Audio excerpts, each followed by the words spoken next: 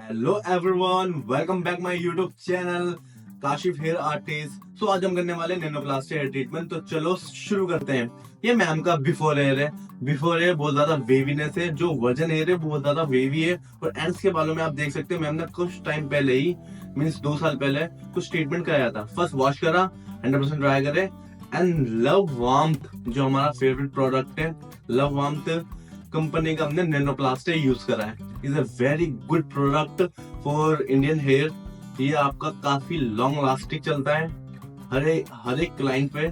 और सबसे अच्छी बात है इसके कोई साइड इफेक्ट नहीं है। अदरवाइज आप कभी भी स्मूथनिंग वगैरह कराते हो तो फ्यूचर में आप कंटिन्यूसली स्मूथनिंग कराते रहते हो तो आपके बाल थोड़े से थिन हो सकते हैं। ओके, फर्स्ट वॉश करा, 100% बाल ड्राई करा। ड्राई करने के बाद बालों में एनालाइजिंग करी कि हमने बालों में क्या क्या हो रखा है। मीन्स इनके बाल मैम के वर्जन थे। वर्जन के साथ साथ जो एंड का पार्ट था, जो हार्डली 2 साल पहले उन्होंने कराया था तो थोड़ा थोड़ा पार्ट था, तो वो केमिकल ट्रीटेड था।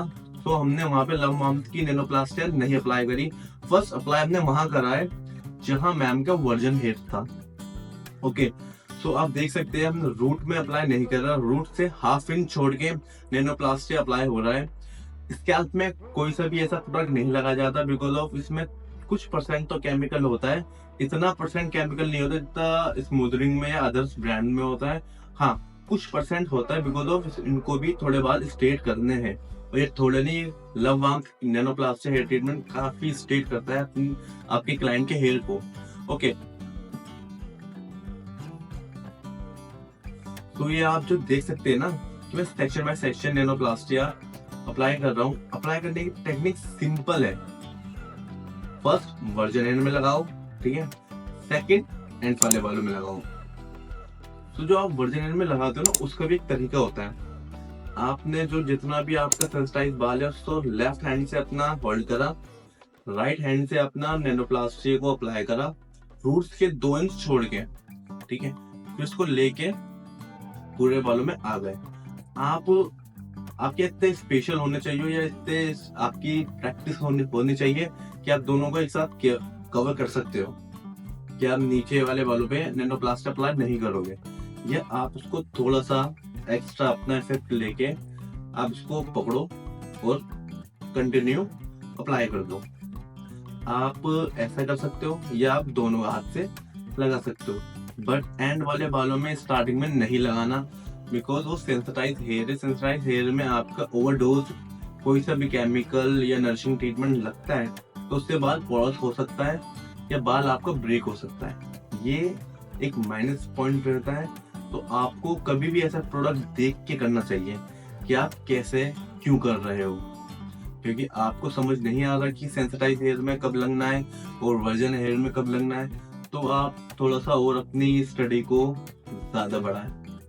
तो मैं आपको मैं श्योर गारंटी दे सकता हूँ कि आप मेरी वीडियो यूट्यूब की देखते हो सारे वीडियो, तो आपको बहुत अच्छी नॉलेज मिलती रहेगी। थोड़ी थोड़ी नॉलेज हर एक में मिलेगी क्योंकि वीडियो इतनी ज्यादा आप बड़ी बनाता नहीं हूँ मैं।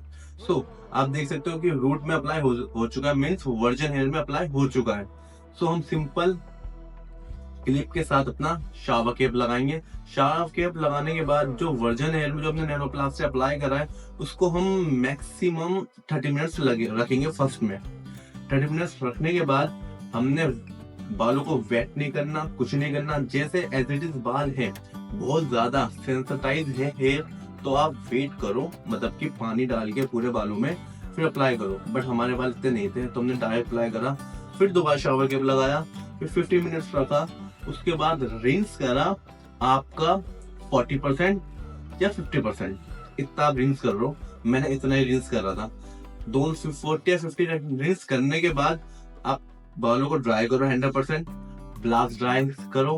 ब्लास्ट ड्राई के बाद आप सिंपल ब्लास्ट ड्राई के बाद आप पैडल ब्रश के साथ स्ट्रेट ड्राई करो। स्ट्रेट ड्राई भी ऐसा करना है आपको, जो रूट वाले वर्जन हेयर है वहां पे आपको ड्राई ज्यादा करना है। सो जब ये ड्राई कंप्लीट, साथ साथ आप देख रहे होंगे कि राइट हैंड पे मुकेश भाई कर रहे हैं और लेफ्ट हैंड पे मैं कर रहा हूँ। तो आप देख रहे होंगे कि मैं रूट पे ही ज्यादा आयनिंग और ड्राई यूज करता हूँ। जहाँ पे केमिकल है वहां पे आप ज्यादा आयनिंग और ड्राई यूज करो, जहाँ पे केमिकल नहीं है वहां पे आप नहीं यूज करो। ओके, सो ऐसे ही सेक्शन बाय सेक्शन आपको पूरा कंप्लीट करना है अपना हेयर। रूट में ऐसा आइनिंग करनी है और एंड्स में बिल्कुल स्लो। टेम्परेचर होगा अकॉर्डिंग टू मैम के बाल कैसे हैं कैसे नहीं है। मीन्स कि थोड़ा सा थिकर हेयर है तो आप 210 रख सकते हो। थिन हेयर है तो मतलब पतला बाल है तो आप वही 180 190 रख सकते हो। बट मेरा प्रेफर रहता है कि थिनर हेयर है या 210 ही रखो। उसको अच्छे से आइनिंग करो, अच्छे से प्रेस करो। प्रेस सेक्शन बाय सेक्शन ऐसे तरीके से प्रेस करना है कि आपका वो मॉइस्चर उड़ेगा ना, आप खुद फील करोगे कि ये प्रोडक्ट कितना अमेजिंग प्रोडक्ट है। आप जब रेगुलर रेगुलर कह रहा हूँ, जब आप पूरी कंप्लीट आयनिंग करोगे फ्यूम्स उड़ेंगे, आपके सैलून में धुआं होगा, मगर किसी भी पर्सन को वो बिल्कुल भी इरिटेट नहीं करेगा। वो एक अलग बात है कि आपको धुआं भी नहीं चाहिए, तो वो एक अलग अलग ऑप्शन है। और अदर ब्रांड्स भी आता है, वो भी काफी अच्छे होते हैं, उसमें भी आप ट्राई कर सकते हो। बट हाँ, इसमें फ्यूम्स उड़ेंगे। आप मेरे सैलून के बैक साइड पे देख सकते हो कि इसमें फ्यूम्स आ रहे हैं, मगर ना ही मेरी आईज को लग रहा, ना ही मेरी क्लाइंट की आईज को लग रहा, ना ही मेरे किसी अदर स्टाफ मेंबर को लग रहा। हम सब इजी वे में काम करते हैं बिकॉज ऑफ हमें भी अपने आप की सेफ्टी चाहिए। अदर क्लाइंट्स की वजह या हमारे गेस्ट की वजह हमें भी अपनी सेफ्टी चाहिए। सो सेक्शन बाय सेक्शन हम अपने आइनिंग कंप्लीट करेंगे। एंड्स वाले बालों में आइनिंग कम करनी है, वर्जिन हेयर पे आइनिंग बहुत अच्छे से करनी है। जब आप ये दोनों आइनिंग और ड्राई कंप्लीट कर चुके होंगे तो आप एक चीज देखेंगे मैम की अपने क्लाइंट के हेयर पर कि बहुत ज्यादा ना हेवी लगेंगे आपको हेयर। आप खुद देखना ये चीज, शायद आपको लोगों को पता चले। तो मैं हमेशा करता हूँ नैनोप्लास्टिया। हमारे सैलून में मोस्ट ऑफ सारी नैनोप्लास्टिया होती है। लववांतिक की भी होती है, आपका फ्लोरा एक्टिव की भी होती है, ब्राउन वाली भी होती है, बहुत सारी नैनोप्लास्टिया होती है। बट जो नैनोप्लास्टिया लववांतिक है इसमें ना हेवीनेस ज्यादा लगती है, वेट लगता है बालों में। क्लाइंट खुद कहता है कि थोड़ा भारी भारी हमें फील हो रहा है।